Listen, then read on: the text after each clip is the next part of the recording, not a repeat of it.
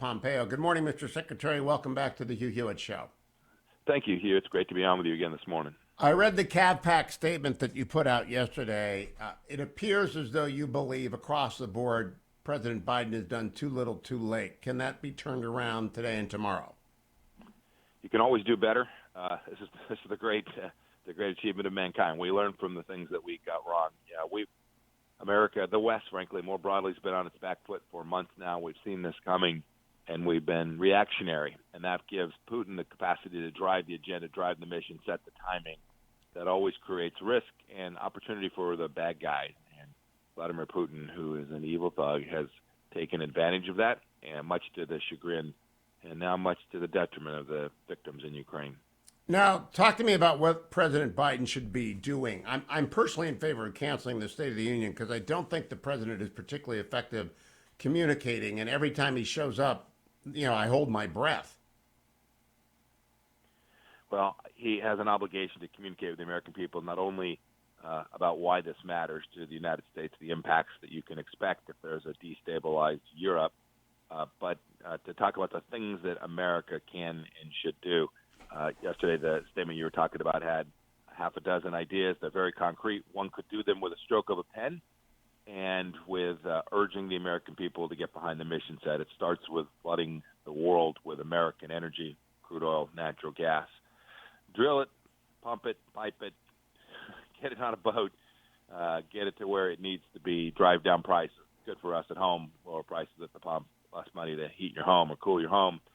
But importantly, would deny Vladimir Putin the premium he's getting for his product today that is underwriting the very war crimes he's conducting today in Ukraine.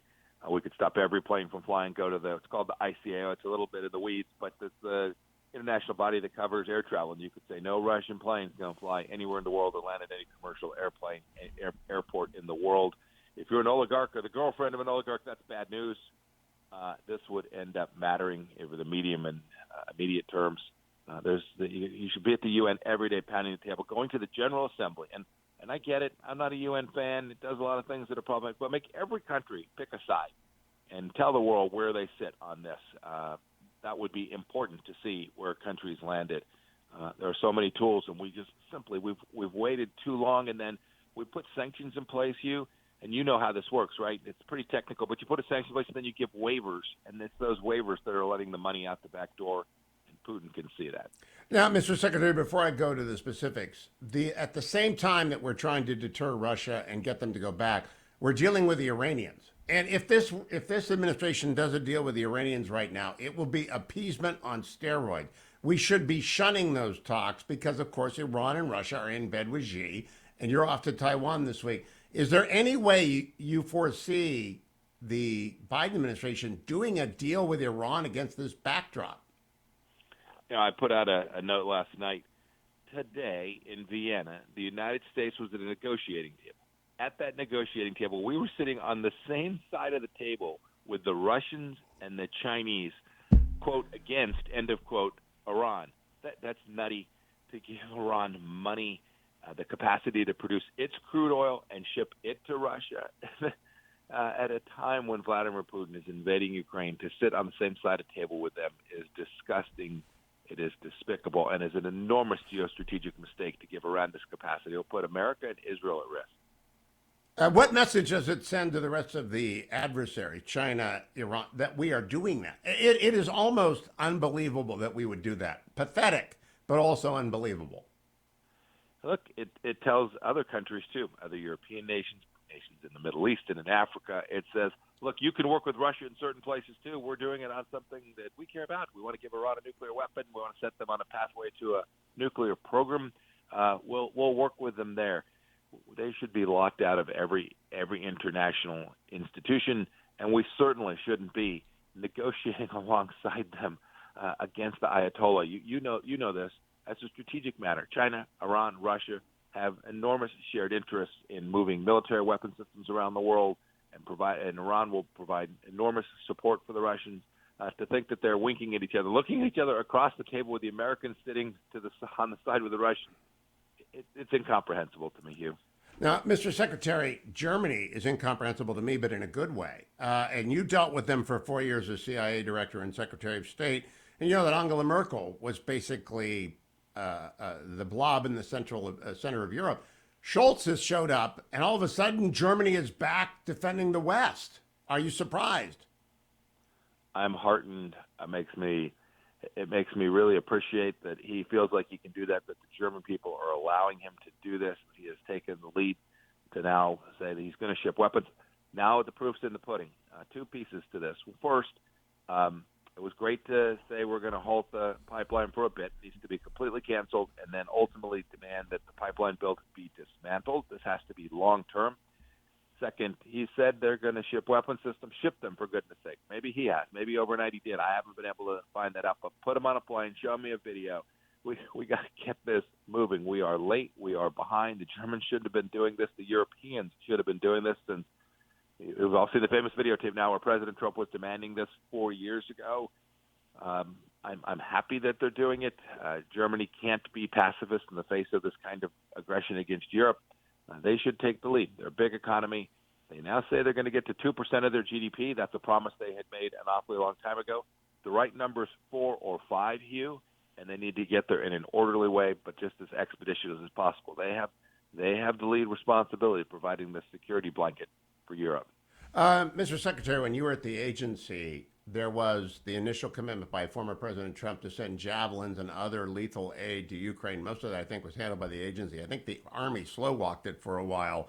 Are you satisfied with what happened at the agency and the Department of State under your tenure, that we got as much as we could, as fast as we could to the Ukraine, and did we get enough? Oh, goodness. I wish we could have done more.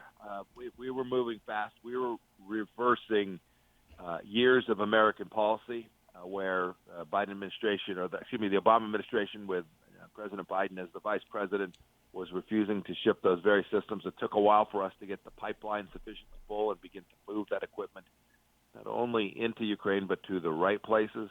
I'm proud of the work that we did. You always look at it and say, gosh, wonder if there was just anything more we could have done.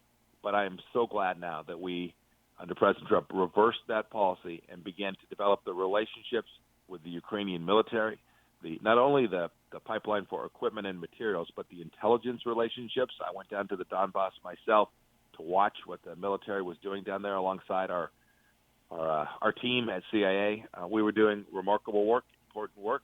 We ought to keep at it.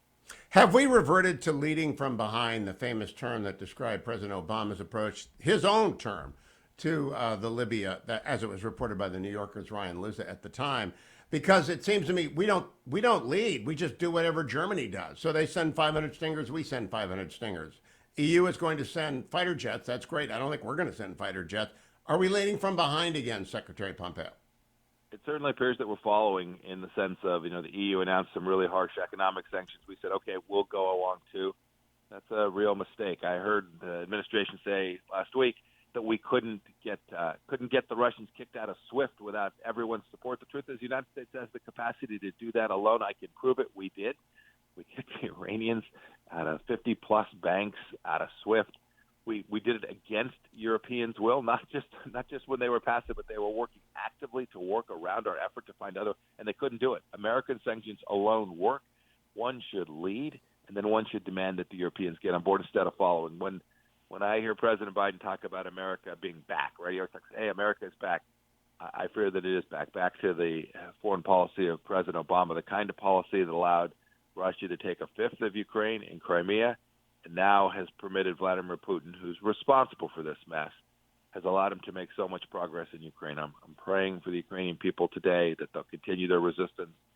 The West has a responsibility to support the Ukrainians in their fight to push back against Russia and demand their continued independence. Two more questions, Mr. Secretary. Tanks in Taiwan. You're an old tank guy. Are you surprised that the Russians cannot take Kharkiv or Kyiv, and that we see lots of pictures of burned out columns of Russian vehicles? It's a hard fight in the cities. I remember as a M1 tank platoon leader, you wanted to fight across big plains with 1,500 to 3,000 meters fields of fire. To get into a city is hard work. To occupy a city is hard work. And when there is a city of that scale, most of whom want you all to die, it is really, really difficult. You need You need patience. You need air cover. You need long logistical tails.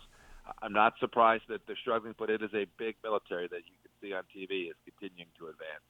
And last question. You are going to Taiwan. Bravo. What are you doing there? What signal do you want to send to President Xi and the Chinese Communist Party? Yeah, I'm going to Taiwan to talk about the things that matter to America for Taiwan, why it matters that Taiwan remain with the capacity to live lives in the way they want to, not under the jackboot of Xi Jinping. I'm going to talk about the things that the people of Taiwan can do, and then I'm going to talk about an American policy that will prevent the Chinese Communist Party from its continued expansion. We're pretty focused on Europe for the moment, properly so, but it is in the end the Chinese Communist Party that presents the central threat to our times, and I want to go thank the people of Taiwan for the good work they have done to push back and demand their continued ability to live in their democracy and live their lives in the way they want to. Thank you, Mr. Secretary. Safe travels. Talk to you on the other side. Thank you. Bless you. See you, Hugh.